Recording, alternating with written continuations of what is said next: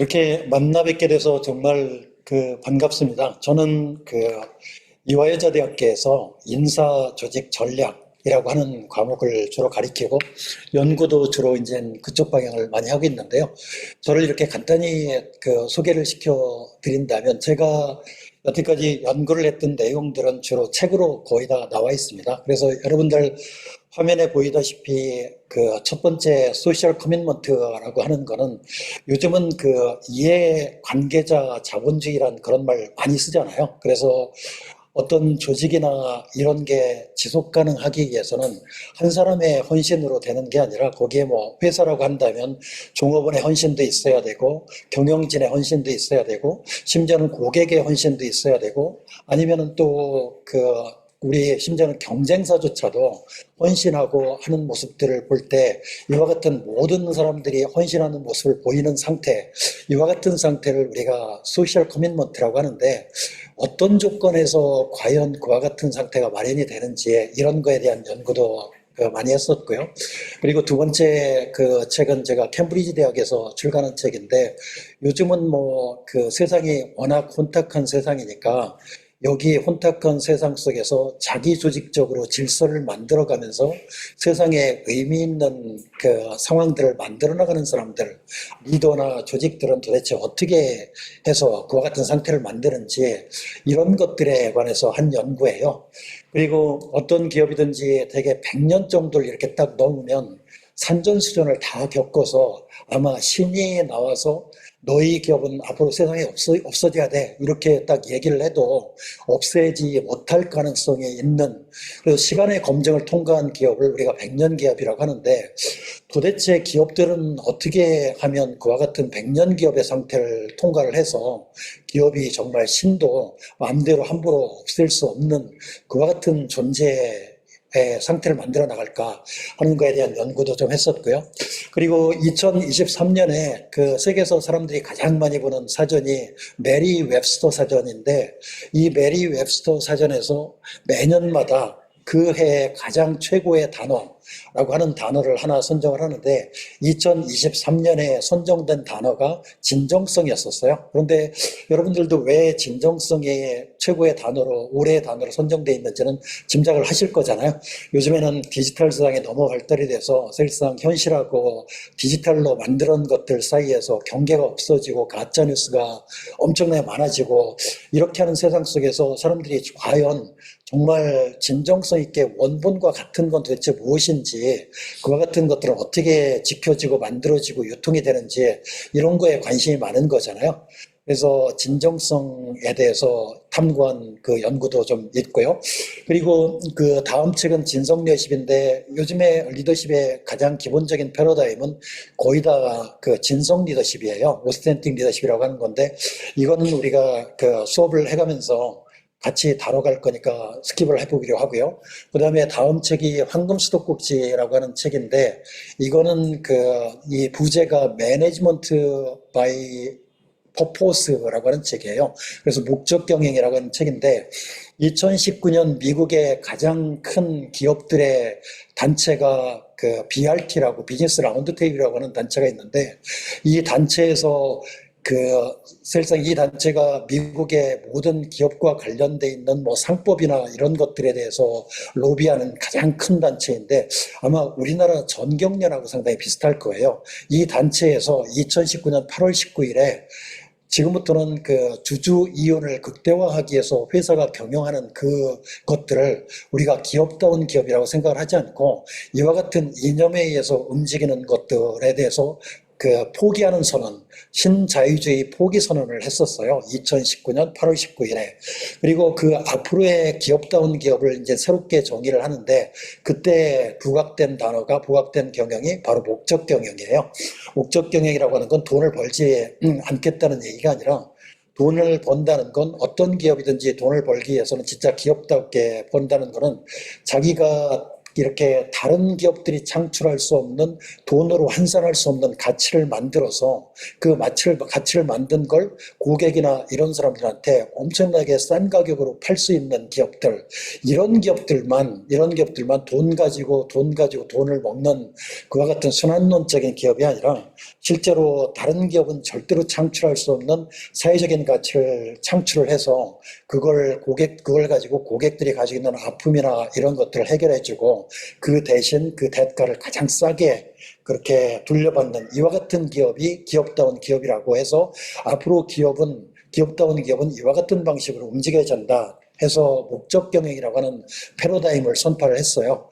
근데 그때 같은 해 2019년에 제가 이제 같은 책을 냈었고요.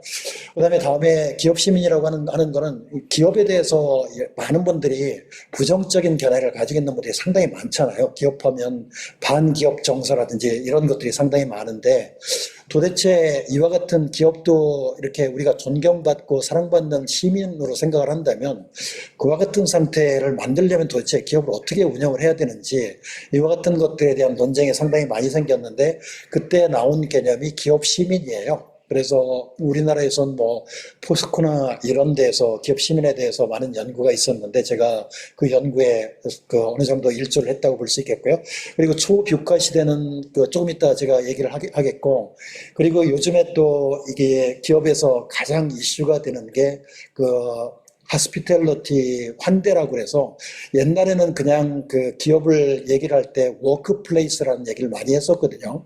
그런데 요즘에는 많은 분들이 사실 기업 안에서 상처를 받고 넘어지고 이렇게 하는데도 자기 상처받고 넘어진 것들에 대해서 서로 얘기도 못하고 이렇게 숨기고 다니고, 왜냐하면 그와 같은 것들이 HR에 보고되면 회사에서 불이익을 당할 수 있을 거에 대한 불안 때문에 다 그렇게 하는데, 사실상 구성원들이 이렇게 많은 분들이 대다수의 분들이 상처받고 이렇게 아파 있는데 이것들을 제대로 치유를 해가면서 환대를 하고 아픔을 치유해가지고 온전하게 일어설 수 있는 상태로 못 만들어주면 사실 기업이 지속 가능성을 추구하는 건 불가능한 거다.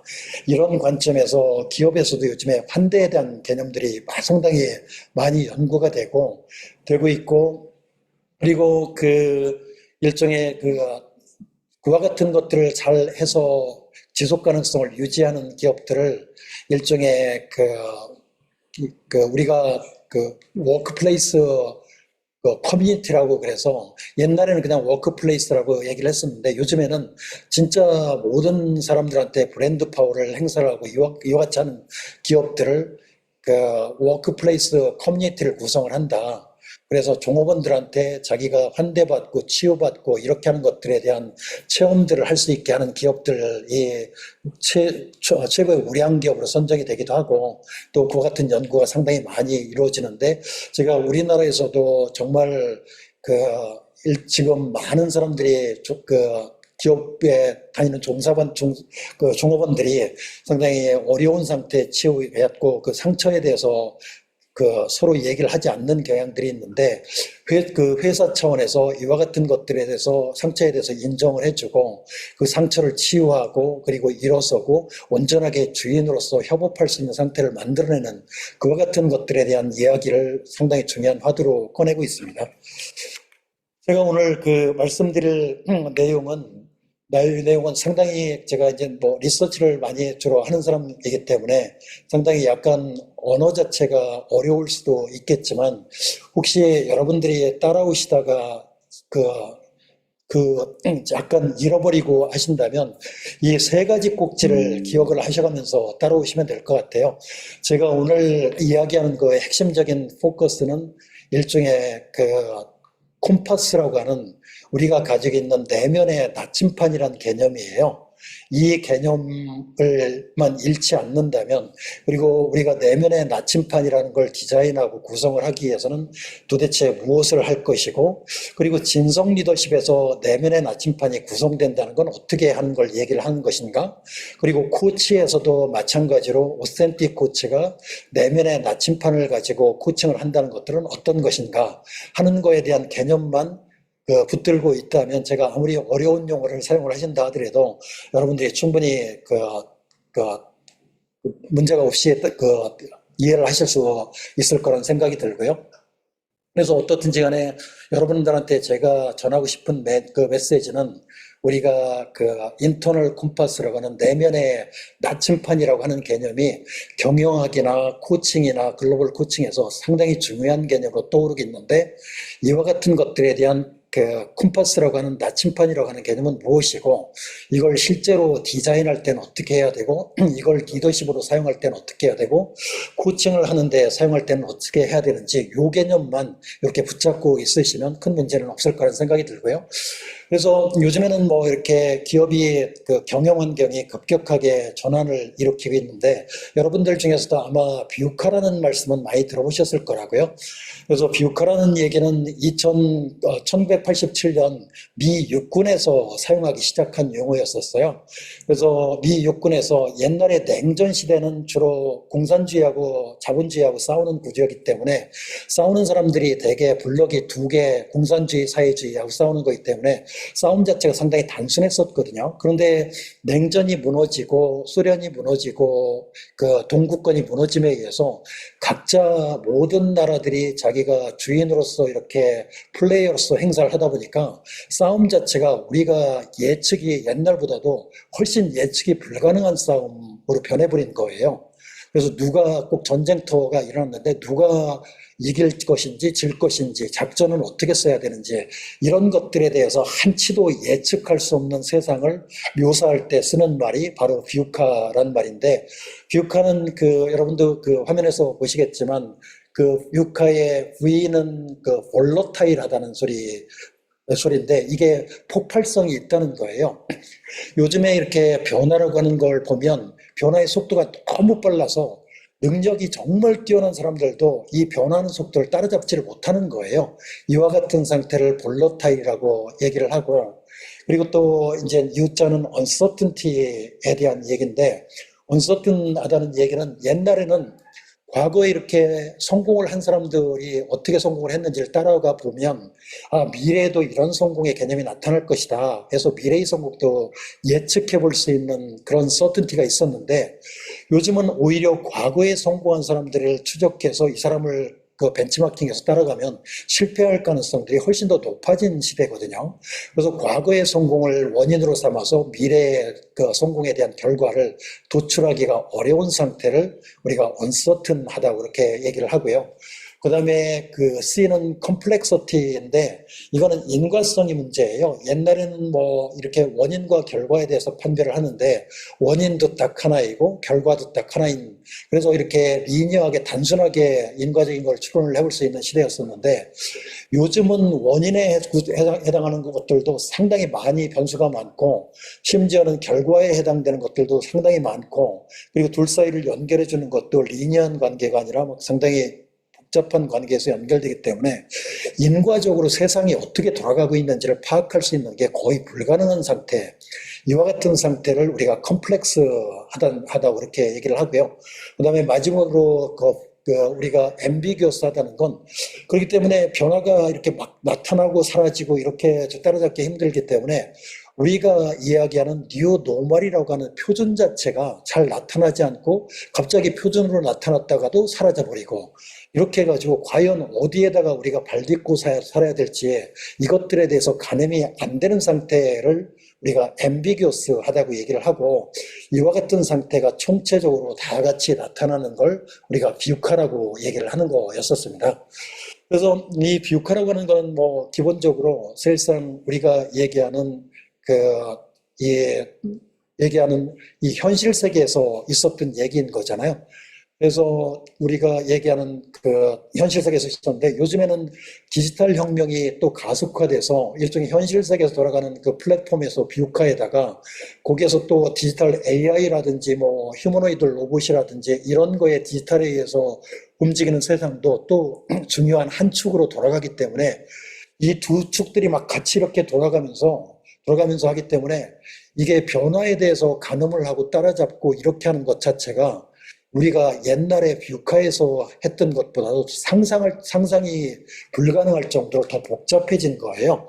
그와 같은 상황을 묘사를 하기 위해서 제가 하이퍼 뷰카라는 말을 써서, 하이퍼 뷰카라고 하는 건 우리가 그 디지털 세상에서 돌아가는 플랫폼하고 우리가 현실 세계에서 돌아가는 플랫폼이 같이 이게 맞물려 가지고 돌아가거나 어떤 때는 거꾸로 돌아가거나 이렇게 해가지고 현실에 대해서 정말 의미 있게 파악을 하고 이해하는 것 자체가 불가능한 세상, 이와 같은 세상을 우리가 초뷰카라고 제가 묘사를 하고, 요즘에 경영자들이 직면하는 세상, 우리가 살아가는 사람들이 리더로서 직면하는 세상은 그냥 뷰카 세상이 아니라 초뷰카 세상이다.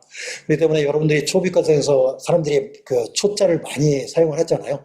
연결도 초연결이라는 말을 사용을 하고, 그리고 플랫폼 사이에서 이렇게 그 융합이 되는 것도 초융합이라는 말을 쓰고, 그리고 그 어널리틱스 같은 것들이 발달이 돼서 데이터를 가지고 분석을 하는 것들도 사실상 사람으로서는 거의 불가능할 정도로 우리가 초지능으로 분석을 해내고, 그리고 우리 개인에 대해서 이해하는 능력들도 뭐 세상이 이해하는 그 능력들도 우리가 상상을 초월할 정도로 잘 이해를 하는 걸 우리가 초개인이라고 얘기를 하고, 그리고 요즘에는 그 휴머노이드 로봇에 AI가 붙어가지고 오히려 사람보다도 더 사람 같은 상태, 사람 그 상태가 만들어지는 걸 우리가 이제 초차원이라고 얘기를 하고, 이와 같은 것들이 비현실적인 것들이 나타났다 사라졌다 이렇게 하는 걸 우리가 초현실이라고 이렇게 얘기를 하는데, 요즘에 우리가 직면하고 있는 세상은 여러분들은 세상이 이렇게 명료하고 맑게 보이는 것 같은 느낌이 들지만 사실상 요즘의 세상은 초뷰카라는 세상이거든요.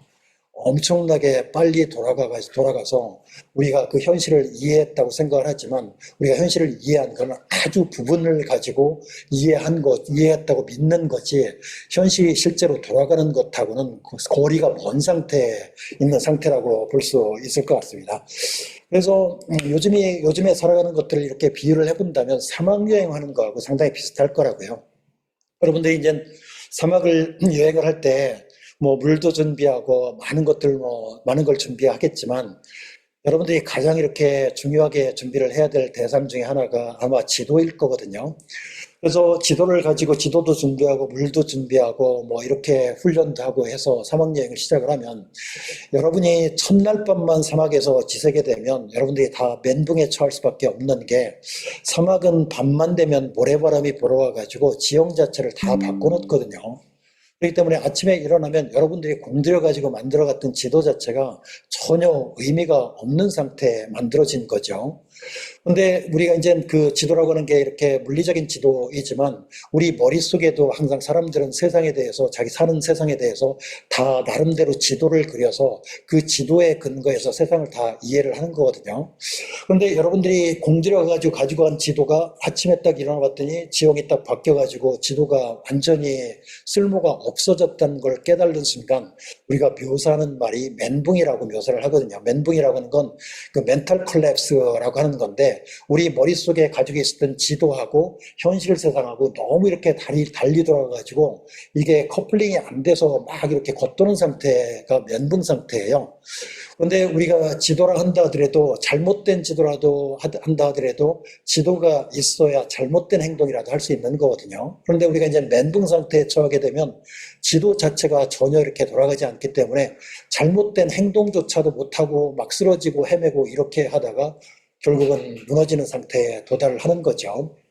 그래서 결국은 여러분들이 우리가 살고 있는 세상 자체가, 여러분들은 인정을 안 하실지는 모르겠지만 살고 있는 세상, 초뷰카라는 세상 자체가 매일 사막에 들어가서 하룻밤 지나면 모든 것들이 지도가 바뀌어가지고 본인이 가지고 갔던 지도가 전혀 쓸모가 없어져서 멘붕을 당하고 그와 같은 상태에서 살아남아야 되는, 그와 같은 상태가 우리가 실제로 직면한 세상에 대한 문제이거든요. 그래서 저희가 이제 그 연구한 거의 핵심은, 그런데 어떤 조직을 가거나 어떤 세상을 가도 이와 같은 매일매일 멘붕이 되는 상태 속에 살고 있었음에도 한 15%에 있는 사람들은 어떻게 해가지고 살아남아가지고 본인한테 주어진 여행을 처음부터 끝까지 마무리하는 사람들이 항상 있었다는 거죠. 그래서 저희가 이제 집중적으로 오더, on the edge of chaos라고 하는 책에서 그걸 연구를 집중적으로 한 거는, 그와 같은 사람들한테는 항상 실제로 그와 같은 멘붕 상태 속에서 정신을 차려서 여행을 마무리를 잘 하는 사람들, 이와 같은 사람들은 항상 한 가지의 무기를 가지고 있었다는 거죠.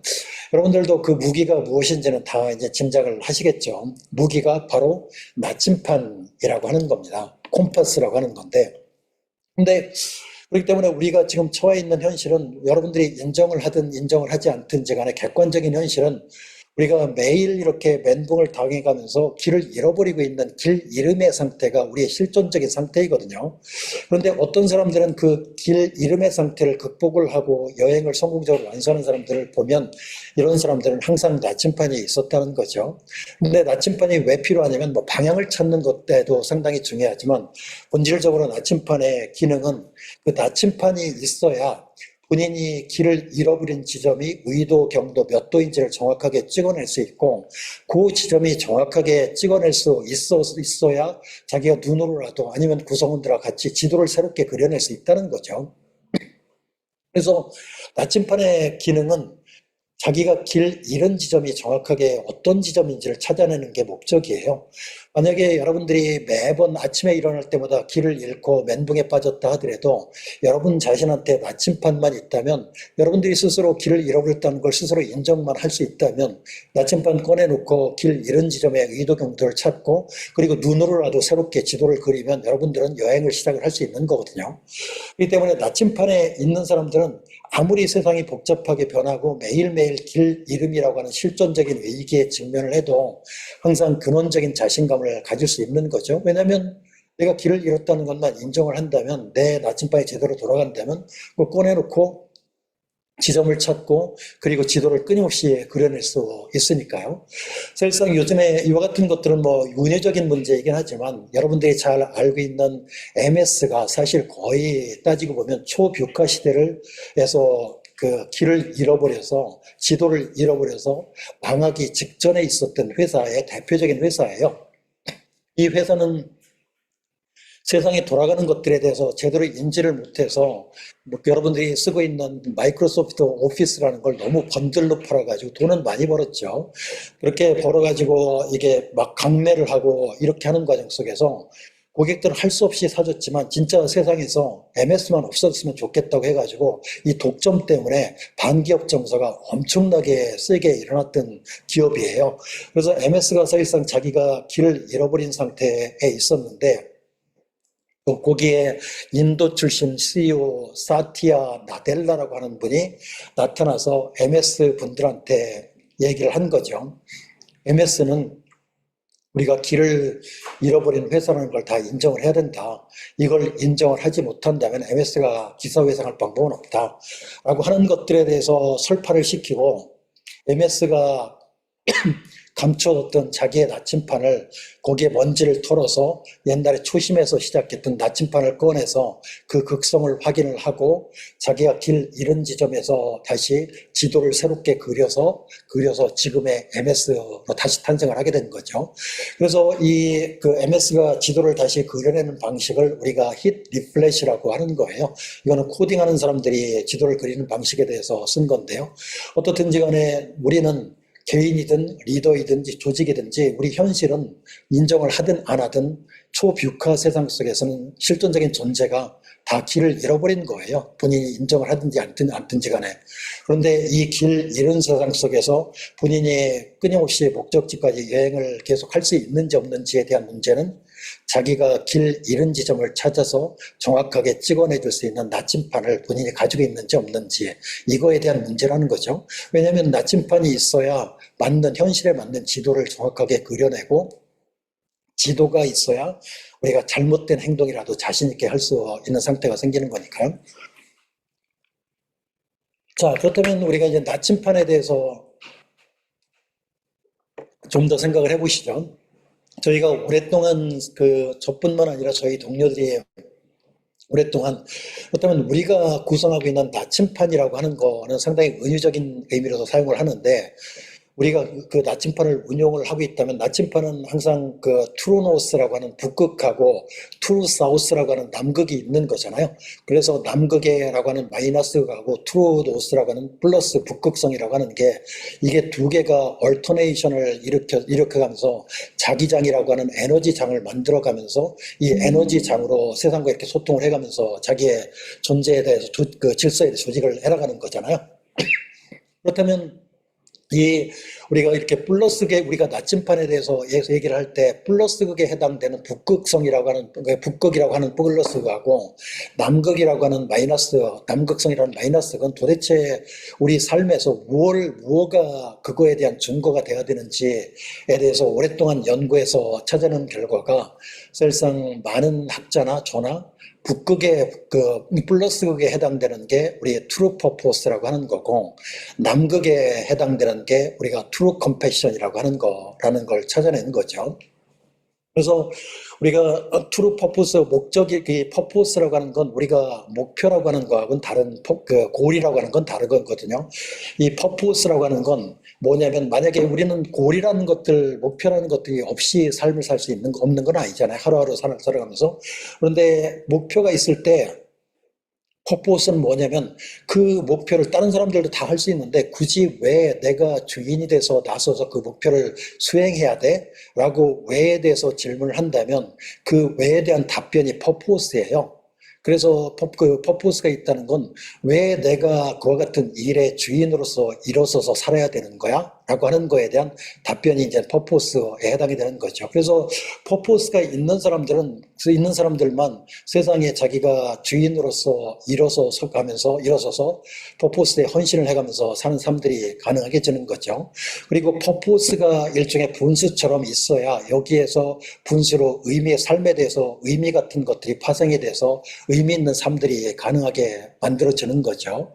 그리고 이제 뭐 요즘에는 그 퍼포스가 개인의 퍼포스뿐만 아니라 회사 같은 경우는 뭐 ESG를 통해서 퍼포스에 대해서 얘기를 하기도 하고 그 다음에 DEI라든지 이런 걸 통해서도 퍼포스를 얘기하고 그래서 요즘에는 그 아까도 얘기했지만 그 BRT에서 신자유주의의 그 주주 이윤을 극대화하는 그와 같은 상태의 경영을 포기를 하면서 우리가 추구해야 해야 되는 것들도 기업이라고 하는 거는 적어도 뭐 목표 달성하는 건 당연히 해야 되는 거고 기본인 거고 이 목표를 달성을 함에 의해서 우리가 퍼포스라고 하는 걸 실현함에 의해서 돈으로는 실현할 수 없는 걸 실제로 그런 걸 만들어내에 의해서 고객들이 가지고 있는 고통들에 대해서 해결해주고 그것들에 대해 값에 대해서 최대한 싸게 받는 프로세스를 진행을 할 수 있어야 우리가 이제 퍼포스에 움직이는 기업이라고 얘기를 할 수 있는 거죠.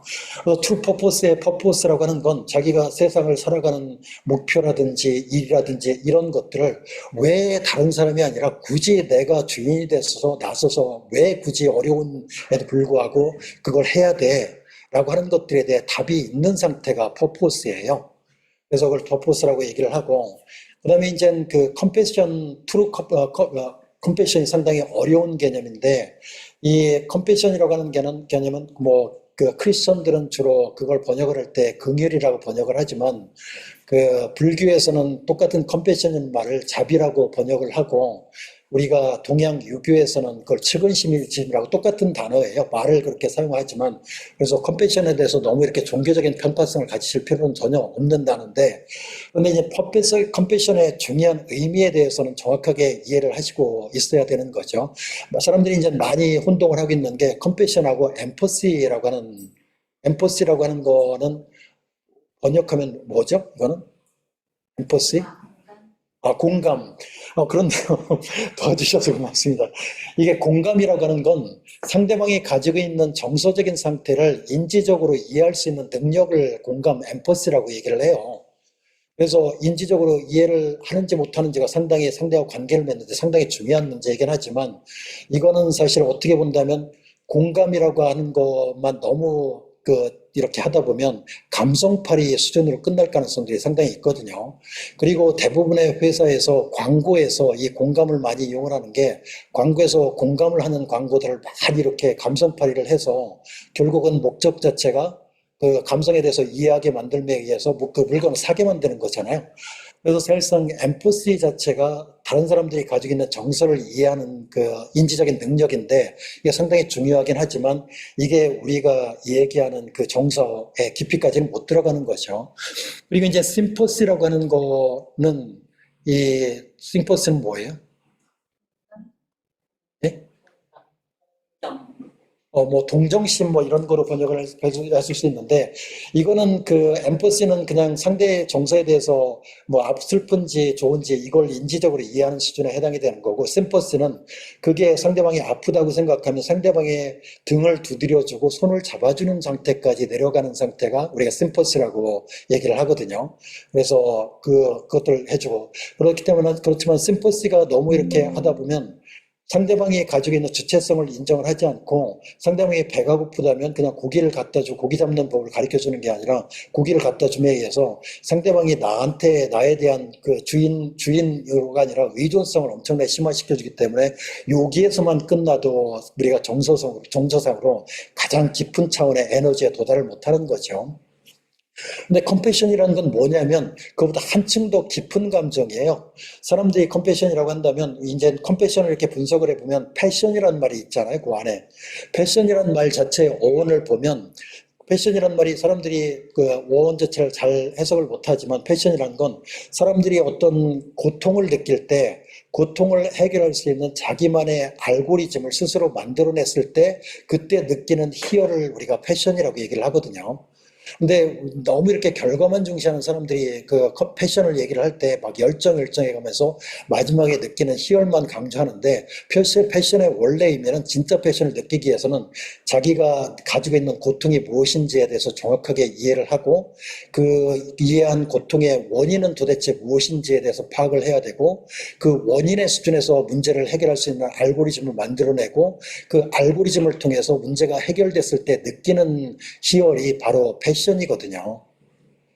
그런데 컴패션이라고 하는 거는 그걸 혼자 그 느끼는 고통이 아니라 같이 느끼는 고통들이 있을 때 그 고통을 원인의 수준에서 파악을 해서 그걸 혁신적으로 해결할 수 있는 알고리즘을 만들어내고 그걸 통해서 문제를 근원적으로 해결할 수 있는 힘을 가지고 있을 때 그와 같은 사람이 있을 때 그걸 우리 컴패션이 있다고 얘기를 하는 거예요. 그래서 여러분들도 뭐 디자이너분들 상당히 많이 계시겠지만 디자인이나 이런 거에서 역사적으로 뛰어난 족적을 남기신 분들은 엠퍼시를 가지고 남긴 게 아니라 다 컴패션을 가지고 남긴 건데 사람들이 이 개념을 구별을 못해서 엠퍼시라고 얘기를 하는데 진짜 뛰어난 디자이너들은 컴패션, 혁신적인 디자이너들은 컴패션 때문에 있는 거거든요. 그리고 여러분들이 감을 잡으셨겠지만 거기에 그 컴패션에 거기에 그 앞에 글자를 떼보면 콤파스라고 하는 거가 붙어 있잖아요. 콤파스가 바로 우리가 이야기하는 나침판이에요. 그래서 우리가 이제 살다 보면 북극성이 막 비바람이 불고 이렇게 할 때는 북극성이 안 보일 수도 있잖아요. 구름 속에 갇혀서. 그래서 방향을 못 잡을 가능성들이 상당히 많은데 그럼에도 불구하고 방향을 잡는 사람들은 컴패션이 있는 사람들이 그걸 남극성을 중심으로 해서 자기 나침판을 작동을 시키기 때문에 그와 같은 암울한 상황 속에서도 자기 방향을 잃지 않고 자기의 길 잃은 지점들을 찾아나가고 이렇게 할 수 있는 능력이 있는 거죠.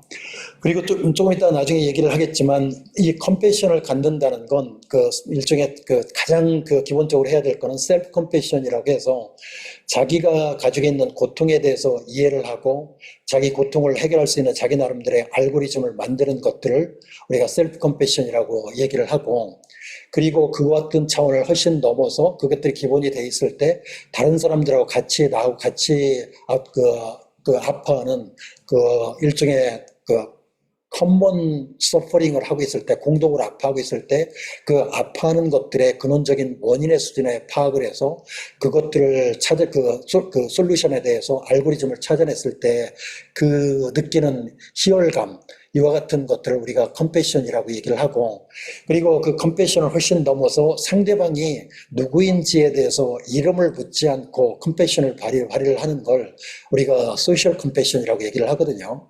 그래서 그 컴패션이라고 하는 것들도 그 처음에 시작은 셀프 컴패션에서 시작을 했지만 이게 컴패션으로 넘어가고 이것보다 훨씬 더 높은 차원의 컴패션을 발휘하는 사람들은 상대방이 내 친구인지 내 가족인지 이런 걸 이름을 묻지 않고 컴패션을 행사하는 상태를 만들어 나가는 걸 우리가 소셜 컴패션이라고 하는데, 진짜 남극이 진짜 탄탄한 사람은 바로 소셜 컴패션까지 가지고 있는 사람이라고 볼 수 있을 겁니다.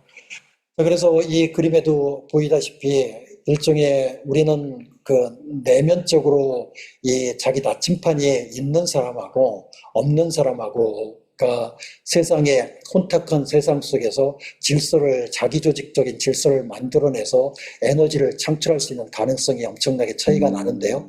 그래서 되게 보면 이제 목적이라고 하는 것들에 대해서 일종의 목적에 대해서 각성을 하게 되면 그 목적이 일종의 분수대처럼 자기 삶에 일종의 의미를 막 뿌려주거든요. 의미를 막 뿌려주면 그 의미를 뿌려주면 자기가 가지고 있었던 문제가 어느 정도 이렇게 해결되는 상황들이 처하게 되고, 이 가지고 있었던 문제가 해결이 되면 또 이제 자기가 성장을 하는 거니까 성장을 하다 보면 또 자기가 더 더 큰 알 속에 갇혀서 더 큰 차원의 고통을 당하는 상태, 이와 같은 상태가 이제 더 큰 고통이라고 얘기를 하는데, 그래서 따지고 보면 이렇게 그게 무한대로 이게 플러스하고 마이너스극이 서로 이렇게 얼터네이션을 일으켜가면서 자기를 중심으로 해서 세상의 질서를 조직해내게는 자기 조직적인 질서를 만들어낼 수 있는 에너지장을 만들어 나가고, 이와 같은 것들에 대한 원리가 사실상 우리가 DNA 구조하고 거의 비슷한 구조이거든요.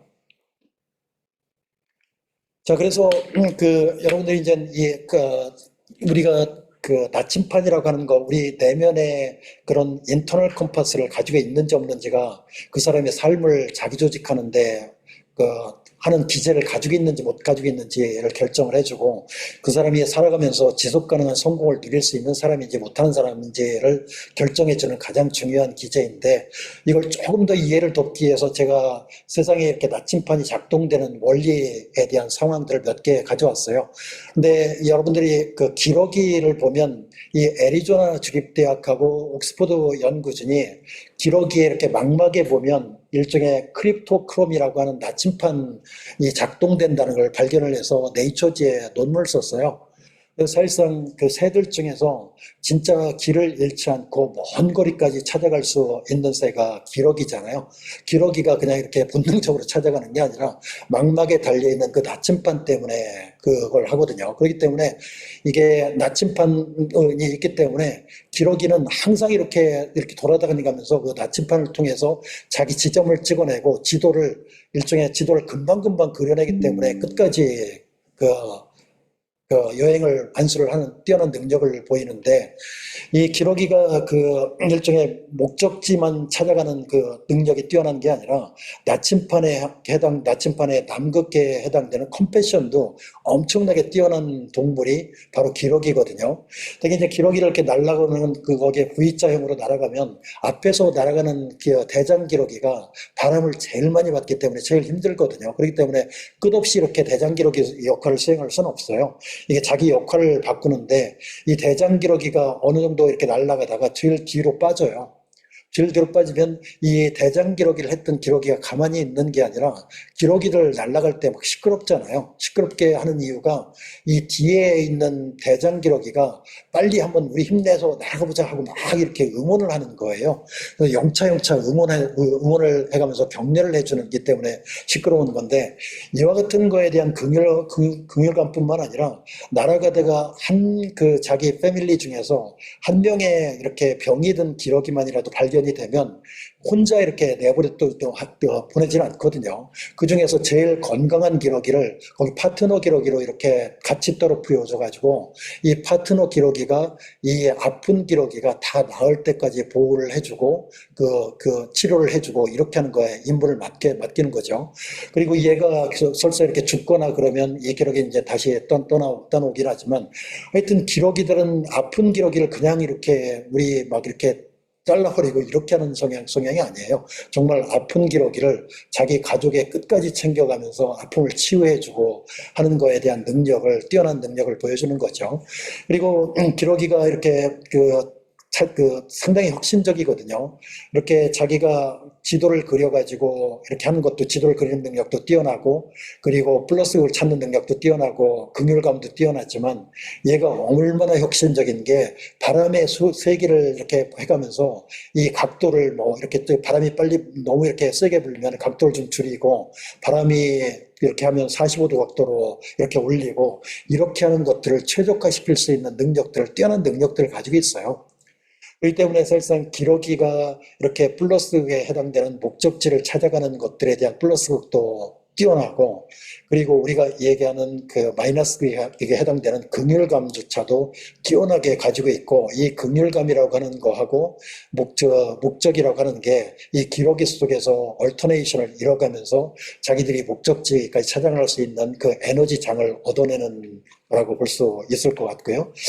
그리고 또 우리가 이제 그 닭이 병아리를 부화시킬 때도 일종의 나침판의 원리가 작동이 되는데 닭이 일단 계란을 병아리를 부화시킬 때는 최소한 아무 생각 없이 따뜻하게 어느 일정 기간 동안 컴패션을 가지고 품어줘야 되거든요. 그래서 품어줘 가지고 그 병아리가 그 알 안에서 충분히 성장할 수 있게 아무 생각 없이 성장할 수 있는 컴패션을 발휘를 해줘야 얘가 이제 성장을 하고 그 알 속에 들어있는 병아리가 어느 시점이 되면 여기 너무 갑갑해가 죽겠으니까 좀 꺼내주세요 하고 어미닭한테 이렇게 신호를 보내거든요. 신호를 보내면 어미닭이 그걸 조용하게 자세히 듣고 있다가 신호를 보내는 그 지점을 딱 이렇게 깨주는 걸 우리가 질탁동시라고 하는데 그래서 이 병아리가 이렇게 딱 알에서 깨어나는 거 같거든요.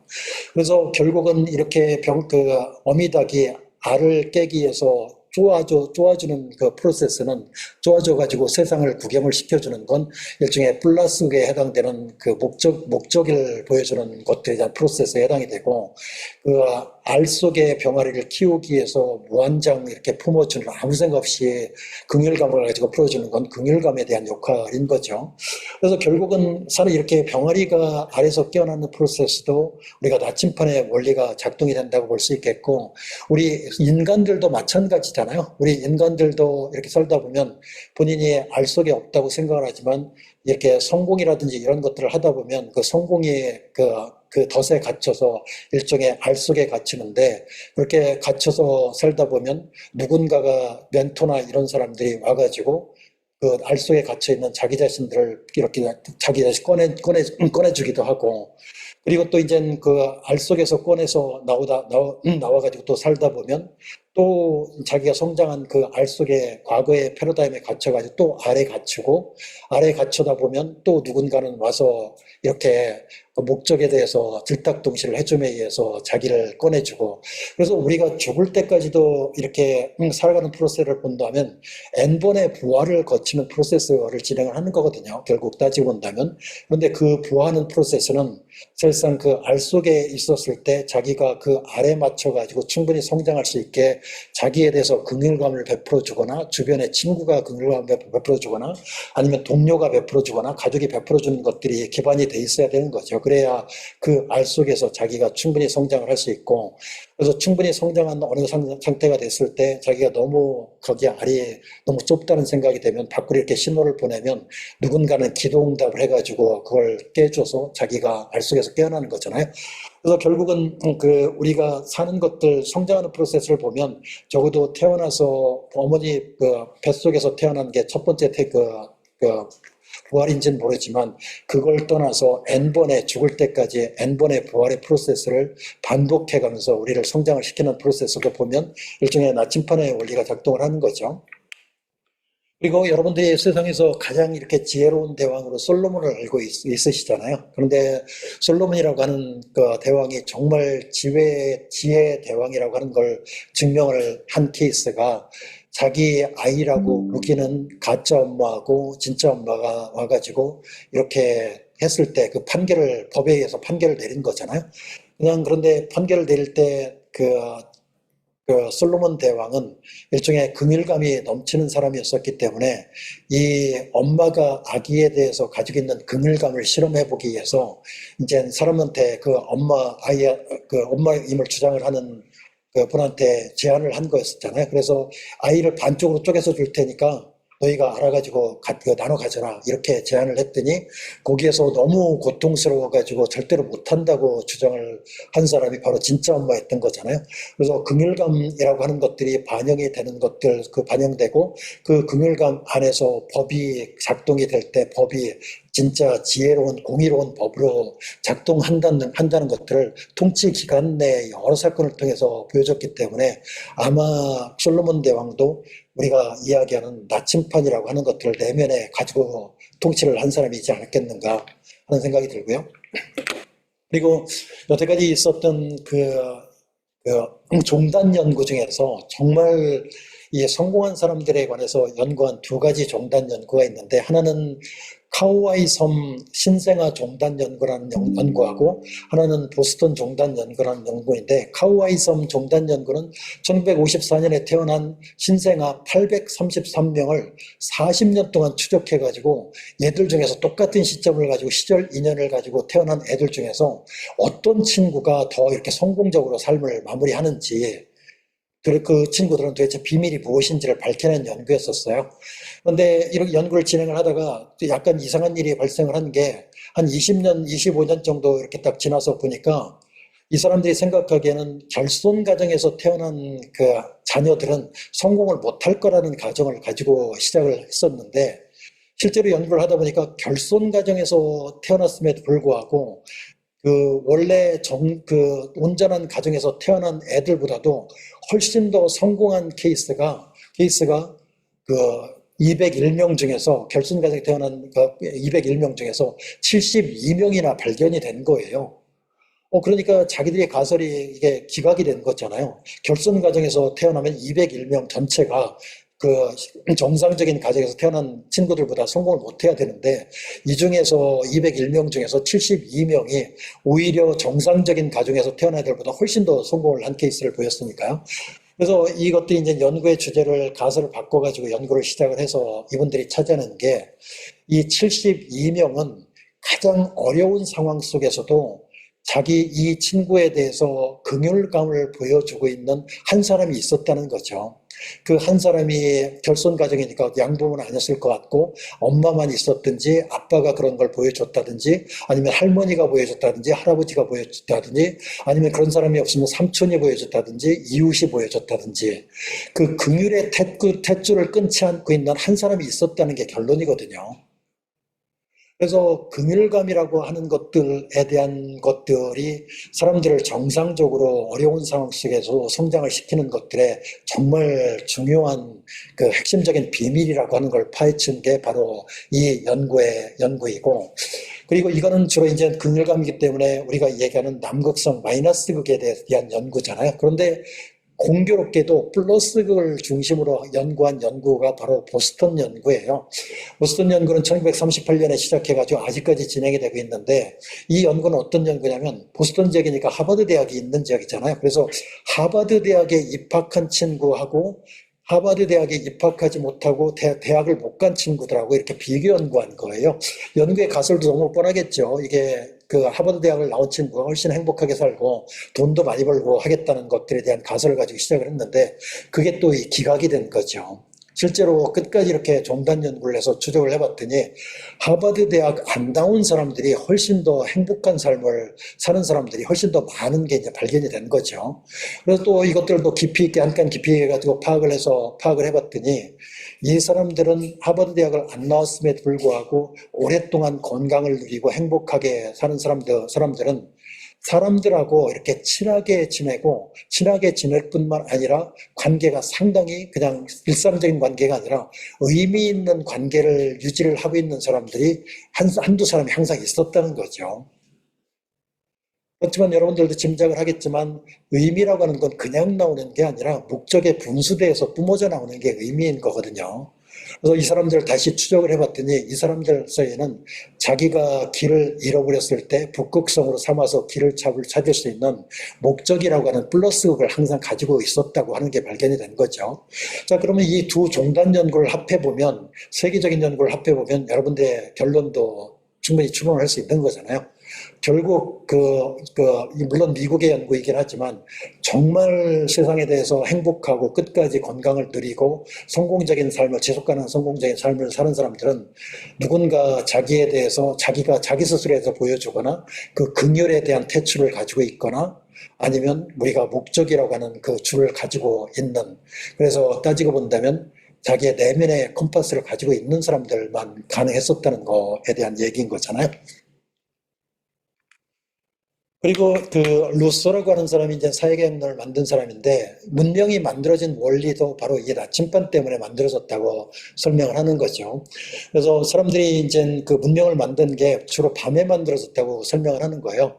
사람들이 이제 낮에는 사냥을 하다가 다치기도 하고 채집을 하다가 다치기도 하는데, 동네 사람들이 밤이 되면 이렇게 모이는데 그냥 모이는 게 아니라 삥 둘러가지고, 밤에 동물이 공격할 수 있으니까 삥 둘러가지고 앉은 거예요. 빙 둘러가지고 앉으니까 내가 상대방 공격하는 제 등을 지켜줄 수 있는 거잖아요.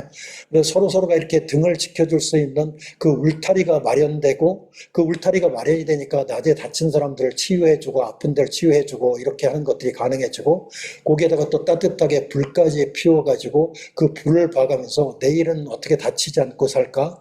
내일은 어떻게 더 나은 삶을 만들어 나갈까에 대해서, 목적에 대해서 끊임없이 생각한 게 바로 인류의 문명이 탄생한 기원이었다고 생각을 하는 거죠. 그래서 불이 상징하는 게 나침반의 플러스를 상징을 하는 거고, 그 울타리를 만들어서 다친 사람을 치유해주고 이렇게 해주는 게 바로 우리가 얘기하는 마이너스에 해당되는 긍휼을 얘기를 하는 거잖아요. 그렇기 때문에 우리가 그와 같은 내면의 나침반이라고 하는 게 우리한테 없었다면 우리 인류의 문명도 가능한 상태가 아니었다고 설명을 하는 거죠. 그리고 우리 문명처럼 이렇게 거대한 것들을 설명할 뿐만 아니라, 여러분들도 아는 분들도 상당히 많이 있을 것 같은데, 그 구글에서 이 산소 프로젝트, 옥시전 프로젝트라고 하는 프로젝트를 했는데, 정말 팀 중에서 일 잘하고 성과 잘 내고 진짜 이렇게 하는 팀에 가지고 있는 조건이 무엇인가 하는 것들에 대해서 아주 대단히로 많은 사람을, 구글 직원들을 대상으로 해서 연구해서 얻어낸 결론이 바로 이 옥시전 프로젝트라고 하는 프로젝트인데, 이 프로젝트가 낸 것들에 대한 결론이 바로 그와 같은 팀들은 일종의 사람들이 서로의 아픔에 대해서 감싸주고 그걸 치유해주는 일종의 울타리를 항상 가지고 있다는 거죠. 울타리를 가지고 있고, 그 울타리가 생겼을 때 사람들은 마음을 풀어주고 실수도 자유롭게 하고, 실수하는 과정 속에서 학습도 훨씬 더 자유롭게 하고, 그리고 목적에 대해서 집중해가지고 더 성과도 내고, 이렇게 하는 것들에 대한 성공 케이스가 생겼다는 이유도 바로 울타리를 통해서 자기가 아픈 것들에 대해서 서로 다 받아들여주고 서로 힐링을 시켜주고 치유해주는 그 울타리, 따뜻한 울타리라고 하는 긍휼감의 울타리하고, 그리고 그걸 하다 보니까 실수하는 것들도 자유롭게 하고, 남 눈치 보지 않고 실수하고, 그리고 실수를 하다 보니까 그냥 무작정 실수만 할 수 있는 게 아니고 정말 더 좋은 상태를 위해서 실수를 하다 보니까 목적이라는 상태가 더 뚜렷하게 올라오고, 목적이 올라오다 보니까 어떤 팀워크를 가지고 있는 사람들이 콜라보레이션을 협업하는 것들도 훨씬 더 부음을 일으켰고, 이렇게 해서 하는 팀들이 뛰어난 팀이라고 하는 결과가 바로 옥시전 프로젝트의 거예요. 저희도 이제 주로 학생들을 대상으로 해서, MBA 학생이나 학생들을 대상으로 해서 실험을 상당히 많이 해서 이론을 만드는데, 저희도 이와 같은 옥시전 프로젝트하고 비슷한 일종의 따뜻한 울타리가 있는 조직하고, 그 안에 따뜻하게 일종의 긍휼감이 채워 있는 조직하고, 그리고 나침반에 플러스까지 있는 조직이 모든 여러 가지 조건에서도 훨씬 더 성과도 많이 내고 지속 가능성도 있다는 것들, 실험실에서 한 20-30년 동안 한 연구도 바로 그런 연구라고 볼 수 있겠습니다. 자, 그리고 여기 캐렌 암스트롱이라고 하는 학자분이 종교학자이거든요. 그런데 이분이 이제 추구의 시대라고 하는 책이 상당히 유명한 책인데, 종교가 이렇게 발생한 시대가 상당히 연대가 비슷한 시대에 종교가 다 기독교도 발생을 하고, 유대교도 발생을 하고, 불교도 발생을 하고 하는 것들에 대해서 발생을 했다는 거죠. 그리고 또 이 종교가 발생한 것들에 대해서 근거를 찾아보니까 두 가지 요인으로 설명이 되는데, 설명이 되는데, 하나는 그 아까 얘기했지만 마이너스에 해당되는 컴패션을 많이 느끼는 사람들한테 종교가 발생이 됐다는 거죠. 아니 그렇지만 아까 얘기했지만 불교에서도 자비심이 컴패션인 거잖아요. 그리고 기독교에서도 그 긍휼감이 컴패션에 해당이 되는 거고, 그리고 그 유교에서도 측은지심, 인이나 측은지심이 바로 컴패션에 해당되는 거기 때문에 컴패션이 기본축이라는 거죠. 그래서 이와 같은 마이너스가 단단하게 그 극으로 작동을 하지 않는다면 종교가 생기지 않았을 거라는 거죠. 그런데 그 또 하나 축이 뭐냐면 그 케노시스라고 얘기하는데, 케노시스라고 하는 거는 뭘 얘기하는 거냐면, 자기가 가지고 있는, 사람들은 다 욕망이나 욕심들이 있을 거잖아요. 그런데 그런 탐욕에 의해서 마음이 항상 채워져 있는 상태로 돌아가는데, 그 채워진 마음의 상태가 이렇게 비워져 있는 상태가 있어야 세상에서 중요한 것들이 질딱동시에 가지고 자기 안으로 들어온다고 얘기를 하는 게, 마음의 비워진 상태가 케노시스를 얘기를 하는 거거든요. 그와 같은 종교를 만들어낸 사람들한테는 어떤 무슨 계기에 의해서 사람들이 마음을 완전히 비워진 상태에 있는 사람들이 출현을 했고, 그 사람들 속에 일종의 목적이라고 하는 플러스극이 그 안으로 이입이 돼서 종교가 만들어졌다고 설명을 하는 거예요. 그래서 종교가 만들어져서 세상의 질서를 조직하는 것들도 일종의 나침판의 원리인 거죠. 그리고 요즘엔 뇌과학이 엄청나게 발전을 해서 뇌과학에서 뭐 웰펑셔닝 이런 얘기들을 상당히 많이 하는데, 그 우리 호르몬 중에서 또 도파민이나 세로토닌이 바로 퍼포스의 기능을 수행을 하고, 엔돌핀이나 옥시토닌 같은 게 컴패션의 역할을 하고, 그리고 스트레스 같은 것들을 그 컨트롤하는 뭐 브레이크 역할을 하는 그 코티졸이라는 것들도 있고, 그리고 뭐 그 아드레날린 같은 것들이 있는데, 이와 같은 것들이 작동하는 원리들도 결국 우리 내면의 나침판에 의해 가지고 호르몬이 제대로 정상적으로 분비하는지에 대한 문제인 거죠. 이 내면의 나침판이 무너졌을 경우에는 호르몬이 제대로 분비를 못해서 결국 일종의 그 병에 노출되기 시작을 하고, 스트레스에 훨씬 더 많이 노출되고, 그 스트레스가 일종의 질곡을 만들어서 암으로 전개시키는 가능성까지 있는 거죠.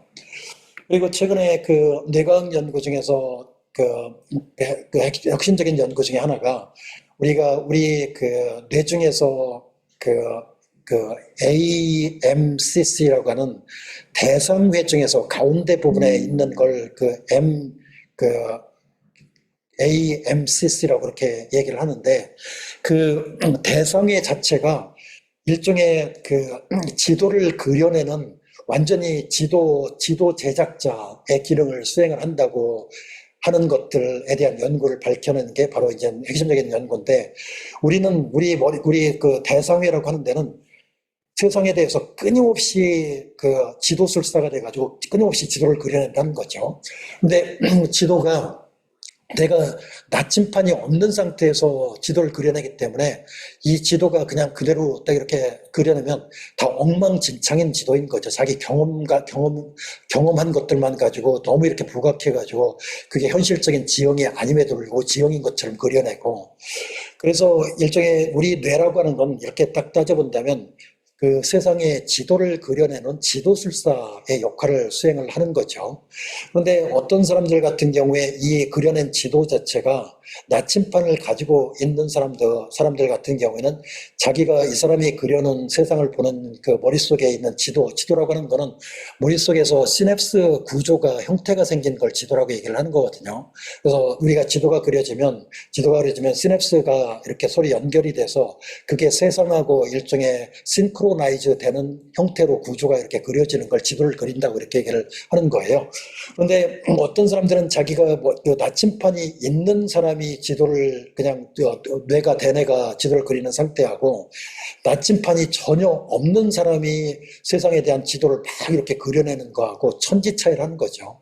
그러니까 나침판이 없는 상태에서 세상 그 지도가 그냥 그 뇌가 지도를 막 그려내면, 지도를 자기한테 그 유리하게 막 이렇게 해가지고 엉망진창의 지도를 그려낼 가능성이 상당히 많다는 게 바로 이 연구가 이제 밝혀지는 거죠. 그래서 어떻든지 간에 우리 그 뇌라고 하는 거는 지도술사예요. 끊임없이 그냥 세상에서 정보를 이용을 해가지고 지도를 바꾸고 그려내서 그걸 자기 시냅스 구조 안에다가 지도 형태로 만들어내는 게 뇌가 하는 역할들인데, 나침판이 있는 사람은 그 뇌 안에 만들어진 지도하고 세상이 돌아가는 현실하고 상당히 그게 꽉 찢긴 듯이 잘 맞아 돌아가는 일종의 해상도가 상당히 높은 지도를 그려내는 사람이고, 나침판이 없는 사람들은 그냥 뇌가 그냥 즉흥적으로 자기 욕망이나 이런 거에 따라가지고 막 지도를 그려내기 때문에 그 지도하고 세상이 돌아가는 방식하고 서로 디커플링이 된 상태로 돌아간 지도를 많이 그려낸다는 거죠. 그래서 따지고 본다면 그 뇌과학 연구를 종합을 해본다면 우리 머릿속에 일종의 정신 모양, 뇌가 그려낸 정신 모양이라고 하는 시냅스의 지도를 정신 모양이라고 얘기를 해요. 근데 여기다 보면 그 해상도 자체가 그냥 나침판이 없는 상태에서 그렸기 때문에 그냥 해상도가 희미한 지도가 그려질 수도 있고, 진짜 나침판을 가지고 세상에 맞는 그대로 피드백을 받아가지고 그 싱크로나이즈가 되는 지도를 그려내서 해상도가 엄청나게 뛰어난 지도를 가지고 있는 사람들이 있을 거잖아요. 그러면 세상에 누가 더 성공적인 삶을 살고 실수를 덜 하고, 그리고 더 세상에 대해서 한마디를 한다 하더라도 의미 있고 세상한테 사람들한테 의미 있는 말을 하는지는 그 지도를 가지고 있는 지도가 가지고 있는 해상도에 따라서 달라지는 문제인 거잖아요. 근데 우리 뇌는 나침판이 없는 상태에서도 끊임없이 지도를 엉망진창으로 그려내기 때문에 이 지도를 가지고 이게 세상인 것처럼 이렇게 자기 바운드리를 벗어나 살다 보면 엄청나게 실수하고 이렇게 사기꾼한테 사기당하고 이렇게 하는 일들이 비일비재하게 생길 가능성이 있는 거죠. 그리고 또 이제 우리가 나침반을 구성하는 게 목적이라는 거하고 플러스하고 컴패션이라고 하는 마이너스를 생각을 한 거잖아요. 두 개를 이렇게 직각으로 해놓고 두 개가 높은 상태가 있는, 극성 있는 상태가 나침판이 잘 작동되는 상태라고 볼 수 있는데, 그와 같은 거를 이렇게 그림을 그려보면 이게 목적만 상당히 높은, 목적의 플러스극은 상당히 높은데 마이너스극은 검 희미해가지고 나침반이 작동이 안 되는 사람들은 항상 명분을 따지는 사람들이고, 그리고 이렇게 마이너스극의 컴패션은 엄청나게 뛰어난데 그 컴패션이 왜 어떤 목적을 위해서 사용돼야 되는지에 대해서 잘 이해를 못하고 무조건 컴패션을 보내는 사람들, 이 사람들은 일종의 율법주의나 윤리주의에 상당히 빠져있는 경향들이 상당히 많거든요. 그리고 이게 나침반이 전혀 없이 그냥 자기 이득이 되는 대로 사는 사람들, 마이너스 극도 없고 플러스 극도 없고 이런 사람들은 실리주의에 빠져 사는 사람들인데, 이 같은 실리주의에 빠져 사는 사람들도 일견 보기에는 잘 사는 사람처럼 보이지만 이런 사람들이 사는 모습들을 보면 매일 쳇바퀴 도는 삶을 살고 있는 거라고 볼 수 있겠죠. 이 국가들도 한번 이렇게 그 구조에 의해서 비교를 해보면 되게 플러스하고 마이너스가 이게 다 갖춰져 있는 나침판이 작동되는 국가는 대개 북유럽 국가들에 해당이 되고, 그 목적이라고 하는 플러스극이 있지만 마이너스극이 전혀 작동이 안 되는 그 국가는, 명분주의 국가는 주로 사회주의 국가, 중국, 베트남, 북한, 러시아, 쿠바 이런 나라이고, 그리고 남미 국가들은 컴패션이 상당히 작동이 되는데 플러스극이 없는 상태에 있는 나라이고, 그 우리나라나 홍콩, 대만, 싱가포르, 미국, 일본 이와 같은 나라들은 주로 플러스극도 없고 마이너스극도 없는, 나침판 자체가 없는 실리를 찾아가지고 살아가는 이와 같은 상태에 해당이 되는 건데, 이 같은 상태에 대한 맵 자체가 우리가 이제 매번에 이렇게 여러분들이 이제 코치에서 중요한 게 행복도를 높이는 거잖아요. 이게 행복도하고도 상당히 관련이 있어요. 가장 행복한 그 순위에 가장 높은 그 나라를 꼽히는 나라가 플러스와 마이너스가 분명한 북유럽에 있는 국가들에 해당이 되는 거죠. 그런데 이제 우리나라를 한번 이렇게 분석을 해보면 우리나라는 사실상 그 실리주의 국가이기 때문에 그 플러스에 해당되는 목적도 별로 중시하게 믿음도 없고, 그렇다고 해가지고 긍휼도 상당히 높은 건 아니에요. 그게 두 개 다 높은 수준인데 둘 중에서 누가 더 이렇게 높은지를 제가 한번 매표를 찾아보니까, 목적은 그래도 말로 할 수 있는 거기 때문에 목적에 대해서는 그래도 낮음에도 불구하고 얘기하는 사람들이 있는데, 긍휼감 자체가 낮은 그 긍휼감 자체는 엄청나게 떨어져 있는 상태가 바로 우리나라의 상태인 거죠. 그래서 이와 같은 게 상당히 디커플링 돼 있는 상태이고, 여러분들이 아까 자기가 진짜 이게 나침판을 가지고 우리 두뇌가 제대로 이렇게 지도를 그려가지고 해상도가 높은 지도를 그려내면 우리가 거의 신과 비슷하게 세상을 못 보는 걸 볼 수 있는 상태가 만들어지는 프로세스가 진행이 되는 거거든요. 그 같은 상태가 요즘에 얘기하는 그 시스템 1과 시스템 2라고, 시스템 1이라고 하는 거는 일종의 우리가 그 얘기하는 인투이션이라고 하는 걸 시스템 1의 영역이라고 얘기를 하고, 그리고 시스템 2라고 하는 건 우리가 생각을 해서 뭔가를 의식적으로 보는 걸 인사이트의 영역을 통찰력의 영역을 시스템 2라고 얘기를 하는데, 진짜 지도를 이렇게 그 자기 안에 그 인투이션 안에 자기 나침판이 있어가지고 여기에서 지도를 해상도가 높은 지도를 이렇게 딱 그려내는 사람들은 우리가 밖의 세상을 보는 시스템 2에 있어서도 명확하게 세상을 잘 보는 거죠.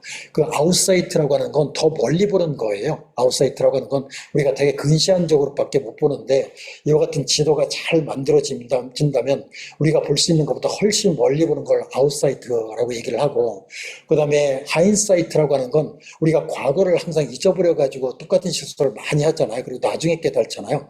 그래서 과거를 잊지 않고 과거를 끊임없이 회전시켜가지고 볼 수 있는 능력을 우리가 하인사이트라고 얘기하는데, 과거도 이렇게 잘 봐가면서 과거에 저질렀던 실수도 잘 안 하는 경향이 있는 거죠. 그 다음에 우리가 시간적으로 미래도 훨씬 더 잘 볼 수 있는 걸 포사이트라고 얘기를 하고, 그리고 자기도 이렇게 자기를 보는 것 같은 내면적으로 보는 것 같지만 사람에 따라 가지고 자기 내면을 더 깊이 들어가서 보는 사람들을 우리가 인사이트가 있다고 얘기하는데, 자기 내면도 훨씬 더 잘 볼 수 있는 거죠. 그래서 결국은 우리가 이와 같은 나침판을 통해서 정말 지도가 우리가 훈련된 직관으로서 지도를 훈련하는 것, 잘 만드는 것들이 어느 정도 딱 된다고 한다면, 신들이 세상을 보는 것처럼 그 아웃사이트도 훨씬 높아지고, 그 하인사이트 높아지고, 포사이트 높아지고, 인사이트 높아지는, 꼭 신이 세상을 보는 것과 같은 것들, 못 보는 것들을 볼 수 있는 것들에 대한 훈련도 바로 나침판에 의해서 가능해지는 거죠. 그래서 우리가 진성 리더십에 대해서 조금 한번 얘기를 해볼게요. 진성 리더십에 대해서 조금 얘기를 해보는데, 진성 리더라고 하는 거는 이렇게 길 잃은 시대에 지도술사가 돼가지고, 나침반을 가지고 지도술사가 돼가지고 지도를 잘 그려낼 뿐만 아니라 구성원들한테 이걸 내비게이션으로 만들어가지고 장착을 시켜주는 사람을 우리가 일종의 진성 리더라고 얘기를 할 수 있는 거죠. 그와 같은 사람들한테 세상이 바뀌면 그 바뀐 세상 때문에 불확실성이 지도한테 유입이 돼서 또 해상도가 떨어지는데, 이것들을 극복을 해가면서 지도를 끊임없이 새롭게 그려줄 뿐만 아니라 사람들이 이용하기 편하게 그걸 내비게이션으로 만들어가지고 사람들한테 그때그때 넘겨주는, 이와 같은 역할을 하는 사람을 바로 우리가 진성 리더라고 얘기를 하는 거죠. 그래서 진성 리더에서 진정성이라는 말은 그 오센티시티라고 하는 건 true to oneself예요. 그래서 자기한테 내면에 있는 자기 자신한테 하는 얘기하고, 그리고 주변에 있는 사람들한테 하는 얘기 상태가 같은 상태가 우리가 진정성, 오센티시티라고 얘기를 하는데, 그 진정성의 내면에서 하는 얘기의 진정성이 뭐냐면, 자기가 내면에 나침판을 가지고 있다는 것들이 자기 내면의 증거인 거고, 그리고 또 이 내면에 대해서 자기가 어떤 사람들은 나침판이 없으면서도 나침판이 있는 것처럼 막 비전도 얘기하고 그럴 수도 있는 거잖아요. 그래서 자기가 나침판이 없으면 진짜 나침판이 없다고 사람들한테 얘기해야 되는데, 나침판이 없으면 자기가 리더가 될 수 없으니까 나침판이 있는 것처럼 막 꾸미고 이렇게 하는 거잖아요. 그래서 진정성이라고 하는 거는 자기가 true to oneself이기 때문에, oneself라는 게 나침판이에요. 자기 자신한테 이야기하는 나침판하고 구성원들한테 이야기하는 나침판이 같은 상태, 그리고 이게 세상이 바뀌고 어려운 상황이 있어도 같은 나침판이 유지되고 있는 상태가 우리가 진정성이 있다고 얘기를 하고, 진성 리더라고 하는 사람들은 바로 이와 같은 다른 사람들이 보기에도 그 나침판이고 자기가 보기에도 그 나침판이라고 생각하는 그 나침판에 대해서 트루인 상태에 있는 사람을 우리가 진성 리더라고 얘기를 하는 거죠. 그래서 이제 진성 리더라고 하는 거는 사실 본인이 그렇게 진성 리더라고 주장을 해가지고 진성 리더가 되는 건 아니잖아요. 진성 리더라고 하는 건 구성원이 그걸 인정을 해줘야 진성 리더라고 얘기를 할 수 있는데, 사람들이 이제 안에는 처음에 발을 정자가 들어가 있는 진정성을 주장을 하기 시작하겠죠. 내 내면에 나침판이 있어 라고 사람들한테 자기 나침판을 얘기해 놓고 사람들한테 나침판이 있다고 얘기를 하겠죠. 그건 발을정자가 들어가 있는 상태예요. 하지만 그 발을정자가 들어가 있는 진정성은 구성원들도 인정한 진정성은 아니죠. 근데 구성원들은 그 리더가 내가 내면에 나침판이 있다고 주장을 하면 그대로 고지그대로 받아들이지는 않을 거잖아요. 그 나침판이 진짜 있을까 없을까를 끊임없이 검증해 보고 싶을 거잖아요. 근데 이 같은 검증이 언제 이루어지냐면 상황이 어려워지면 사람들이 이제 말을 바꾸기 시작을 하거든요. 말을 바꾸기 시작을 한다는 것 자체는 자기가 이전에 얘기했었던 나침반에 대한 스토리가 진실성이 없다는 거를 증명을 해주는 거잖아요. 그런데 어떤 사람들은 진짜 내면의 나침반을 가지고 있는 사람들은 상황이 어려워지면 어려워질수록 그 나침반을 꺼내서 길 잃은 지점을 찾고 그 문제를 해결하기 위해서 더 측은하게 노력할 가능성이 많잖아요. 그래서 지도가 그려지는지 안 그려지는 문제를 떠나서 그와 같은 측은하게 노력하는 어려운 상황 속에서 측은하게 그 나침반을 가지고 문제를 해결하기 위해서 노력하는 모습을 주변 사람들이 보고 있으면 그때야 사람들이 생각하기에 아 저분은 진짜 얘기하는 나침반이 맞네 가지고 있는 사람 맞네 라고 그 사람의 진정성을 인정을 하고 그 사람이 얘기했던 나침반을 자기의 나침반으로 자기 마음속으로 받아들여 놓고 그걸 받아들였고 우리 리더는 진정성 있는 오센틱 리더야 라고 선언을 해주는 거죠. 그래서 우리가 그 진성 리더가 되기 위해서는 자기가 나침반이 있다고 하는 걸 주장하는 것만 되는 게 아니라 어려운 상황에 처해 있을 때 그 나침반을 가지고 문제를 해결하는 노력들을 보임에 의해서 구성원들도 마음속에 그 나침반을 자기 준거로 채용을 했을 때 바로 이제 진성 리더라고 하는 사람의 영향력이 발휘되기 시작을 하는 거죠. 하지만 우리가 얘기하는 진성 리더가 아니라 유사 리더라고 하는 사람들은 이게 상황이 바뀌면 말도 바뀌고 나침반이 없는 상태이니까요. 말도 바뀌고 지금 상황이 어려우니까 일단 살아놓고 보자 막 이런 얘기를 할 가능성들이 상당히 많잖아요. 그러면 구성원들이 생각해 아, 저 사람이 얘기하는 나침반은 없었던 거야 라고 해서 이제 그 진성 리더로 받아들이지 않을 가능성이 많죠. 그래서 진성 리더라고 하는 건 나침반이 있는지 없는지가 어려운 고통스러운 상황 속에서 검증이 돼야 이 긍휼감 속에서 검증이 돼야 사람들한테 나침반이 있는 거로 받아들여지는 상태가 만들어지는 거라고 볼 수 있는 거죠.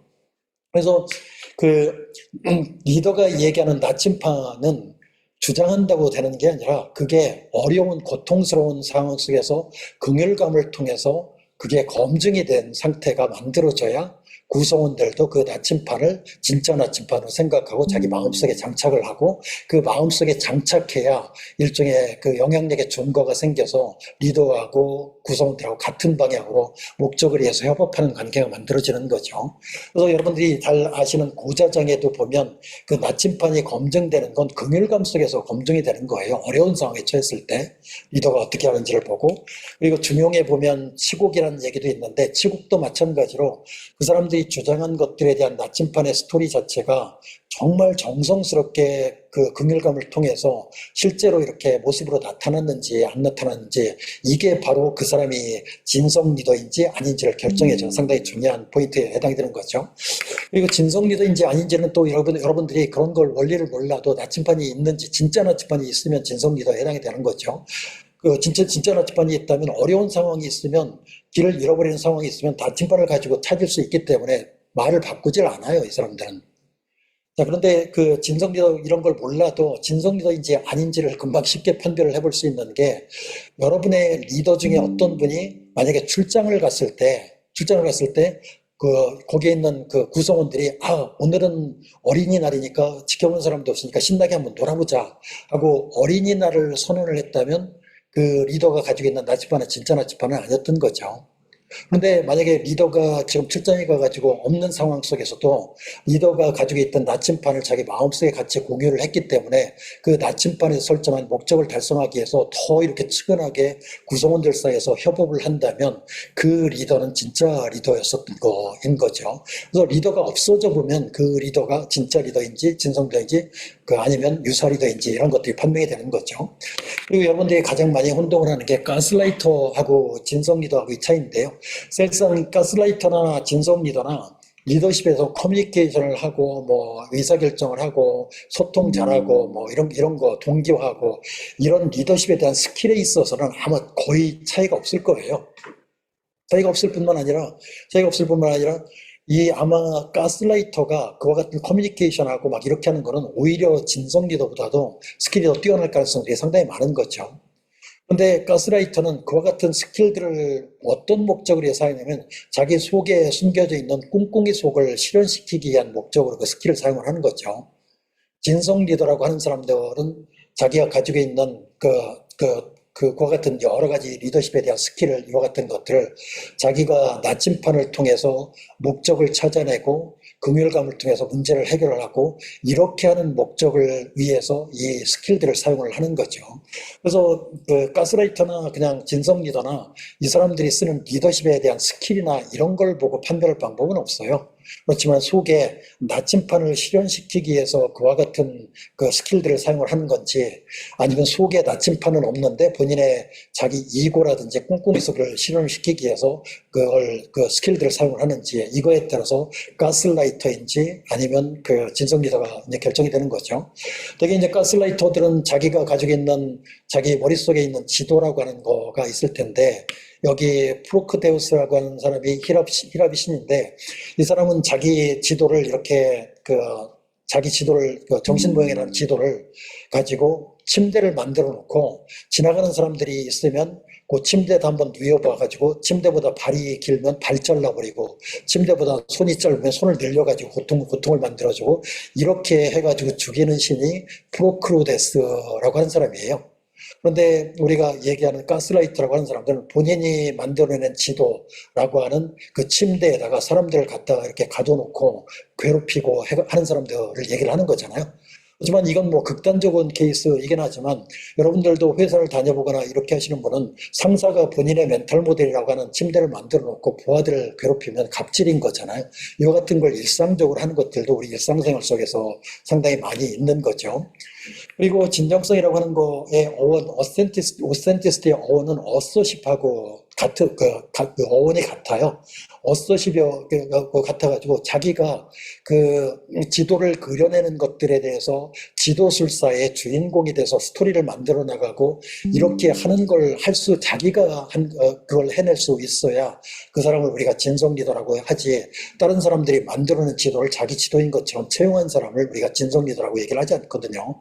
여러분들이 이제 여행을 하다 보면 이렇게 고속도로를 달릴 때도 있지만, 고속도로를 달릴 때는 여러분들이 아마 조수석에 앉아가지고 경치도 구경하면 가장 좋은 상황이 되지만, 여러분들이 막 이렇게 굴곡이 있는 저런 언덕길을 넘거나 산길을 넘을 때는 여러분들이 만약에 조수석에 앉아 있다면 여러분들이 멀미 때문에 그 여행을 못 할 거라고요. 그런데 여러분들이 그 운전대를 딱 잡고 있으면 멀미 절대로 안 하거든요. 운전대를 잡고 있으면 자기가 지도를 그때그때 순간마다 이렇게 딱 봐가면서 거기에 지도를 금방금방 그려내는 능력이 있기 때문에 세상하고 자기 머릿속에 있는 지도하고 이게 똑같기 때문에, 또 더 이렇게 집중해가 똑같기 때문에 멀미를 절대 안 해요. 그런데 조수석에 앉아 있거나 더 편하게 앉기 위해서 뒷자리에 앉아 있으면 완전히 난리가 나는 거죠. 그래서 우리가 이제 진성 리더한테 가장 중요한 거는 지도를 자기가 그려내는, 운전대를 놓지 않고 자기가 만들어낸 지도를 그려낼 수 있는 이와 같은 것들이 상당히 중요한 거에 해당이 되는 거죠. 그리고 이제 세상을 이렇게 보는 우리가 이제 우리가 정신 모형이라고 하는 일종의 그게 주먹구구식으로 만드는 지도를 가지고 세상에서 우리가 세상을 보면 자기가 경험적인 데이터가 딱 들어왔기 때문에 그 경험적인 데이터에 대해서 100% 신뢰를 하고, 내 눈으로 봤는데 왜 그래? 내가 냄새를 맡았는데, 이렇게 해가지고 여러분들이 본 것들에 대해서 막 100% 맞는 것처럼 주장을 할 가능성이 많은데, 사실상 여러분들이나 제가 이렇게 세상을 본 거는, 대상을 본 거는 그 사람의 안면에 지금 이 시점에서 보이는 조그만 그 데이터를 본 거지, 그 사람 뒤통수에 가서 본 것도 아니고 옆에 들어가서 본 것도 아니고 그 사람 속에 들어가서 본 것도 아닌 거잖아요. 그냥 이렇게 보이는 부분적인 데이터를 받아들여가지고 그 데이터가 자기한테 실제적인 걸 받아들이니까 그게 100% 실제한다고 믿고 있고, 그 데이터도 또 자기 멘탈 모델에 의해서 그 색안경에서 채색된 거잖아요. 그렇기 때문에 우리가 경험적으로 세상을 본다 하더라도 세상을 보는 여러분들이 우리가 가지고 있는 지도는 사실상 여기에 나와 있는 것처럼 장인이 코끼리를 보고 하는 거하고 거의 다를 바가 없어요. 본인이 다 장인이라고 인정을 하지 않을 뿐이지. 그렇기 때문에 결국은 우리가 세상을 정말 이렇게 잘 볼 수 있는 나침판을 만들려고 한다면 구성원들하고 같은 장님이라는 걸 인정을 해가면서 자기가 만들어낸 지도들을 다 이렇게 종합해가지고 융합해가지고 전체적인 지도를 만들어낼 수 있는 능력이 있는지 없는지에 따라서 그 사람이 가지고 있는 지도가 정말 일종의 그 해상도가 있는 지도가 되고 세상을 볼 수 있는 지도가 되는지 이런 것들을 결정을 해주는 거죠. 그래서 여러분들이 아무리 이렇게 경험적으로 해가지고 이거 내 눈으로 봤다 해가지고 100% 믿으면 여러분 100%다 장인이 될 가능성들이 상당히 많은 거죠. 그리고 여러분들 잘 아시겠지만 사실 블랙홀을 발견한 것도 이론적으로 존재가 하는 블랙홀을 발견한 것도 세상에 이렇게 각각에 퍼져 있는 천체만한 경들을 버추얼하게 엮어가지고 각지에서 봐가지고 블랙홀을 대상으로 봐가지고 블랙홀을 찾아낸 거거든요. 그래서 여러분들이 세상에 대한 지도를 여러분들이 막 책도 많이 읽고 해가지고 하는 것도 상당히 중요하지만 정말 그와 같은 해상도가 높은 지도를 가지고 있는 사람들하고 같이 연합해가지고 그것들에 대해서 지도를 그려내는 걸 포기를 한다면 여러분들은 아무리 머리가 좋다 하더라도 지도술사로서 뛰어난 능력이 있다 하더라도 지도는 여러분이 그려낸 지도는 현실하고 떨어질 가능성이 상당히 많은 거죠. 그건 뭐 좀 스킵을 하기로 하고 그래서 진성 리더십이라고 하는 거는 사실상 자기가 나침판이 진짜 나침판이라고 주장하는 상태가 있을 거고 그게 어려운 상황에 처해 있을 때 긍휼감을 통해서 검증돼서 마음심자로 구성원들 마음속에 나침판이 같이 이렇게 심어지는 단계가 있겠고 그 나침판이 일단 심어지면 사람들이 나침판에서 얘기하는 목적을 향해서 사람들이 자발적으로 협업을 해서 나침판에서 얘기한 그 상태가 현실로 나타나는 상태가 진실의 상태인 거죠. 그래서 진실의 상태에서 목적을 통한 성과가 나타나기 시작을 한다면 많은 사람들이 카피가 돼가지고 그게 이제 이렇게 상식이 되고 정상이 되는 진리의 상태가 도달을 하고 진리의 상태가 이렇게 도달을 하면 누군가는 또 거기에다가 새로운 기둥을 세워가지고 그보다 훨씬 더 높은 데다가 세상을 만들어나가는 프로세스가 진행을 하는 거죠. 진성 리더라고 하는 사람들은 이와 같은 세상의 근원적 변화를 공진화시키는 역할들을 하는 사람들이라고 얘기를 할 수 있겠고요. 그래서 진성 리더라고 하는 분들 같은 경우는 사실 아까도 얘기했지만 내면에 나침판, 진짜 나침판이 있어가지고 어떤 상황이 바뀐다 하더라도 해상도 있는 지도를 잘 만들어가지고 잘 그려낼 수 있는 능력이 있는 사람들, 그리고 그 능력 때문에 사람들한테 신뢰를 얻고 긍휼감 때문에 신뢰를 얻어가지고 그 사람들에 대해서 신뢰가 상당히 축적이 돼 있기 때문에 그 사람이 상황이 바뀌어서 리더십의 스타일을 막 이렇게 코칭 리더십에서 변혁적 리더십을 이렇게 바꿔도 사람들이 믿고 따라주는 그런 프로세스를 진행을 시킬 수 있는 사람을 우리가 진성 리더라고 얘기를 합니다. 그래서 진성 리더십이라고 하는 것은 리더십의 일종의 충분 조건에 해당이 되고 여러분들이 잘 알고 있는 코칭 리더십이나 공유 리더십이나 적응 리더십이나 정서 리더십이나 서번트 리더 같은 것들은 리더십에 대한 스타일들은 일종의 필요 조건인 거죠. 그래서 여러분들이 뛰어난 리더가 되려고 한다면 상황에 맞는 그런 리더십 스타일도 채용을 해야 되지만 여러분들이 지도를 그려낼 수 있는 진성 리더로서의 충분 조건들, 지도술사의 능력이 없다면 진성 리더가 될 방법은 없는 거죠. 그리고 세상은 끊임없이 바꿔져 나가기 때문에 지도는 항상 새롭게 그려져야 되는 거죠. 그래서 결국은 진성 리더십에 대해서는 논의가 요즘에 가장 중심적인 논의가 된 게 세상이 이렇게 너무 바뀌어졌는데 나침판이 없는 사람이 능력만 가지고 리더인 사람 것처럼 막 이렇게 연기하고 행사하는 것 때문에 세상이 더 어지러운 상황이 만들어졌기 때문이거든요. 그래서 리더십은 사실상 진성 리더십은 이와 같은 혼탁한 세상에서 지도를 올바르게 그려낼 수 있는 리더를 리더로 세우고 그 사람한테 올바른 스타일을 채용을 시키면서 세상을 근원적으로 변화시키는 리더십 바로 세우기 운동이에요. 일종의 진성 리더십은 서번트 리더십이나 코칭 리더십이나 이런 것 같은 스타일을 얘기하는 거 아니라 리더로서 충분 조건을 가지려고 한다면 분명히 나침판이 있어야 되고 나침판을 가지고 지도를 그려내는 능력을 입증을 해야 되고 그려낸 능력을 가지고 사람들한테 내비게이션을 제공을 해줘야 되고 내비게이션을 통해서 그거에 맞는 시스템들을 만들어 나갈 수 있는 능력이 있어야 되는 거죠. 그리고 또 세상이 변화하면 그 시스템에 들어오는 불확실성을 해소하기 위해서 다시 지도를 그려내고 그리고 다시 해상도 높은 지도를 그려내고 또 다시 내비게이션을 구성한테 주고 그리고 시스템들을 구축을 해서 세상을 끊임없이 더 높은 데로 변화시킬 수 있는 이와 같은 역할을 하는 사람들을 우리가 진성 리더라고 얘기를 하는 거죠. 그래서 어떻든지 간에 진성 리더십이라고 하는 건 리더십의 스타일을 얘기하는 게 아니라 리더십 바로 세우기 운동이라고 하는 거라고 볼 수 있겠습니다. 그래서 그 사실상 이렇게 진성녀들이 변화를 만들어내는 걸 보면 처음에 이렇게 그 나무의 나이테처럼 초기에 처음에는 아주 조그만 그 나이테에서 시작을 했겠죠. 그런데 여기에서 나침판을 통해서 자기를 이렇게 성숙을 시키고 이렇게 하면서 더 큰 나이테를 만들어 나가고 거기에다 또 나이테를 만들어 나가고 이렇게 만들어 나가고 죽을 때까지 N번의 부활과 탄생을 통해서 자기 자신을 끊임없이 변화시키고 세상 사람들한테는 그 지도를 보여주고 그것들에 대해서 불확실성이 제거된 시스템들을 만들어줌에 의해서 구성원들은 그 안에서 안심해가면서 자기가 하고 싶은 일에 대해서 주인으로 나서서 협업해가면서 일하게 만들 수 있는 그 같은 운동장을 만들어주는 사람이 바로 이제 진성 리더에 해당이 되는 거죠. 제가 이게 사실상 요거를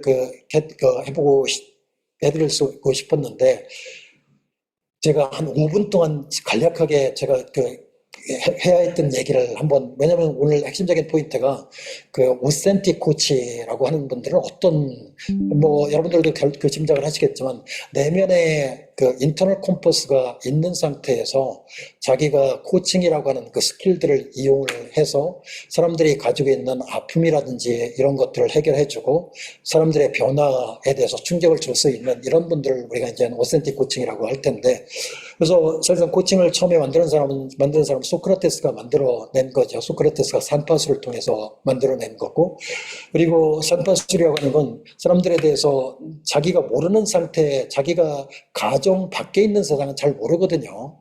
이 가정 밖에 있는 세상을 모른다는 걸 잘 알게 이게 질딱동시로 질문을 던졌던 사람이 소크라테스이기 때문에 소크라테스가 코치의 이제 원조라고 이렇게 얘기를 하는데, 우리가 보면 자기 바깥에 있는 일종의 나이테라고 하는 게 많은 사람들이 뭐 어떤 사람은 안정적으로 삶을 사는 게 자기 최고라고 생각을 하는 사람들이 있고, 그것보다 훨씬 더 높은 그 바깥의 나이테에 있는 사람은 관계적인 삶을 나이테라고 생각하는 사람도 있고, 그다음에 성취하는 삶을 나이테로 가진 사람들도 있고, 독립적으로 사는 것들을 목적으로 하는 게 나이테를 가진 사람도 있고, 자기가 목적에 대해서 진정성을 가지고 나침판을 찾아내는 걸 그 삶을 가지고 있는 사람들도 있겠고, 그 나침판을 통해서 협업하는 사람들을 이렇게 나이테로 가지고 있는 사람들도 있겠고, 그리고 또 그 목적하는 상태를 실제로 실현시켜가지고 세상에 운동장을 만들어내는 걸 일종의 나이테로 가지고 있는 사람들도 있는 거잖아요. 그래서 여러분들이 코칭을 할 때 보면 그 사람의 목적 함수가 가정을 가지고 있는 상태가 어떤 상태에 있는지에 대해서 정확하게 이해해야 그 가정에 대해서 그 사람들이 밖에 들어가가지고 던질 수 있는 질문 같은 걸 하실 수 있는 거죠. 그와 같은 것들에 대한 질문을 던질 수 있는 메타인지 능력에 대해서 이야기한 게 이제 그 소크라테스였었고요. 그리고 아까도 얘기했지만 일종의 울타리에 대해서, 울타리가 다 가정인데 이런 울타리에 대해서 그 울타리 존재에 대해서 의문을 하고 그것 밖에서 본 것들에 대해서 이렇게 질문을 던질 수 있게 하는 것들에 대한 질문 능력이 있어야 적어도 메타인지적으로 코칭을 해줄 수 있는 능력이 있다고 볼 수 있는 거죠. 그리고 뭐 코치의 어원이라고 하는 거는 여러분들도 알지만 이거 옮겨주는 이 마차가 원래 코치였었잖아요. 그래서 결국은 그 심리적인 안정감을 가지고 한 장소에서 한 장소로 옮겨주는 것들, 심리적인 안정감의 문제가 상당히 중요한 문제인데, 제가 이제 그래서 옮겨주는 걸 할 때 저희 진성레시피에서는 우리가 그로우 모델에다가 앞에 페인도 상당히 중요하고, 페인이 해결된 상태에 대해서 퍼포스도 상당히 중요하고, 이 코칭 프로세스가 끝났을 때 어떤 체인지가 만들어지는 임팩트도 중요하고, 임팩트를 일종의 지렛대로 삼아서 다른 사람 전파하는 프로세스, 요것까지 전부 이렇게 할 수 있어야 적어도 진성 코치로서 능력이 있는 거다라고 해서 저희가 그 IP 그로우 IL 모델이라고 하는 것들을 연구를 하고 있는 중이었습니다. 그리고 또 사실 컴패시피 목적하고 나침판에 가장 근접해가지고 코칭의 원리를 세운 사람이 아들러라고 볼 수 있는데요. 아들러는 목적에 대한 얘기도 상당히 많이 했지만, 우리가 문제를 해결하지 못해서 느끼는 고통을 컴플렉스라고 할 때 실제로 그 고통에 대한 문제를 해결하기 위해서는 그 고통 자체를 그대로 인정하고 고통 때문에 자기가 상처받을 개연성에 대해서 인정을 할 수 있을 때, 그 컴패션이라고 하는 걸 인정을 할 수 있을 때 바로 그 코치로서 제대로 역할을 할 수 있다라고 하기 때문에 나침반에 관련된 역할들을 제일 많이 얘기한 사람이 바로 아들러였었고요. 실제로 요즘의 연구에서는 이제 가장 사실상 플러스 극은 잘 안 보일 때도 있지만, 비바람이 불 때는 마이너스 극이라고 하는 거는, 긍휼감이라고 하는 건 자기 안에 있는 긍휼감에 대한 문제이기 때문에 셀프 컴패션이 있는 사람들이 정말 여태까지 많은 사람들이 그 심리학에서 연구했던 자긍심, 심리적인, 정서적인 안정감, 자기 효능감, 내재적인 통제, 이런 걸 다 바이패스하고 이 자기 긍휼감이라는 게 없으면 이런 것들이 아무 쓸모없다는 게 요즘에 일반적인 연구 결과예요.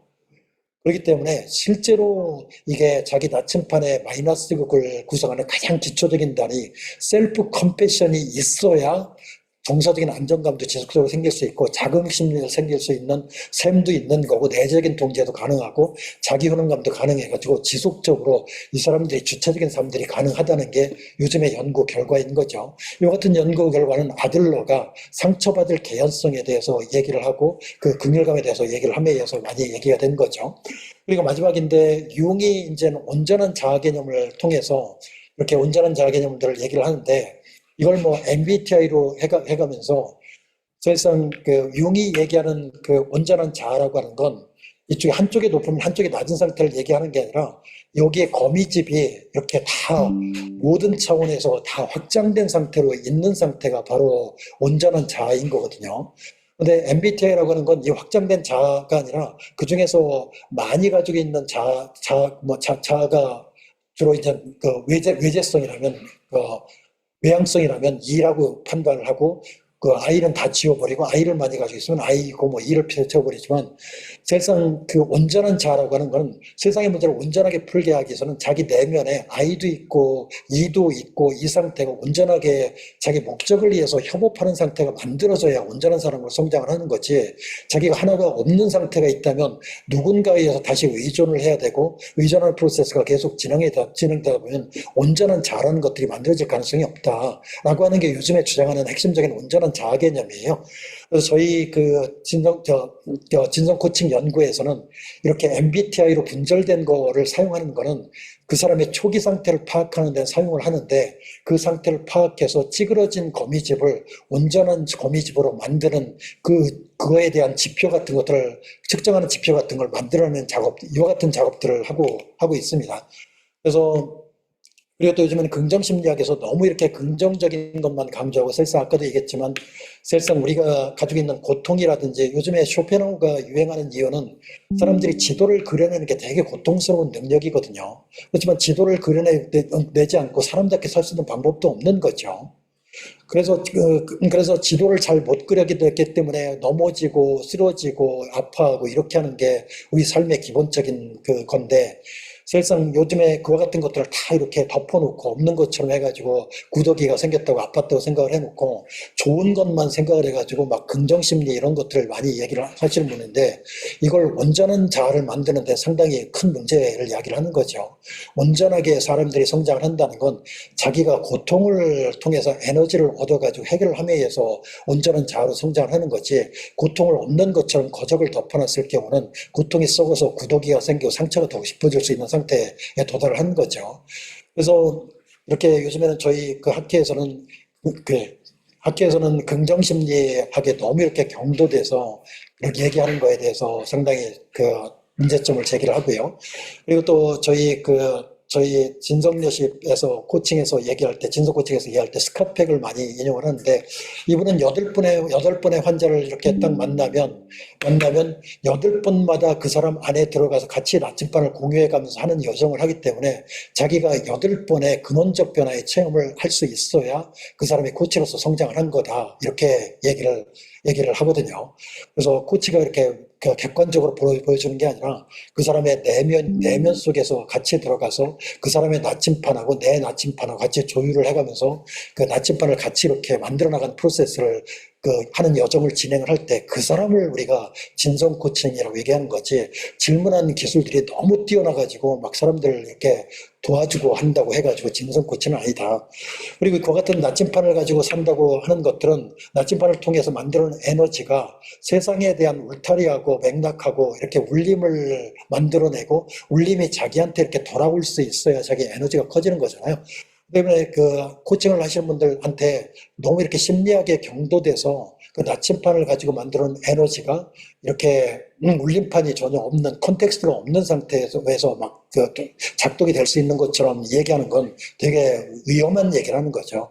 적어도 공동체라고 하는 울타리가 있거나 아니면 자연이라고 하는 울타리가 있어서 이런 그 에너지가 여기에 울림판이 돼서 자기한테 돌아올 때 자기도 성장을 하고 고치로 성장을 하고 하는 거기 때문에 컨텍스트라는 걸 무시를 하면 절대로 안 된다는 거죠.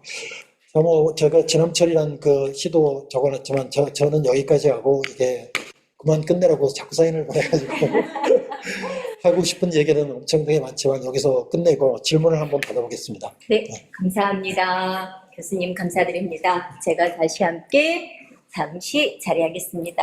네, 수고 많으셨습니다. 네. 교수님, 일단 물 한 모금 드시고요. 네, 교수님 아쉬우시죠? 사실 말씀이 아직도 많이. 아니, 그런데 저한테 이런 얘기를 그거에 대해서 더 연구하고 네. 깊이 있게 고민을 하시면 저희 진성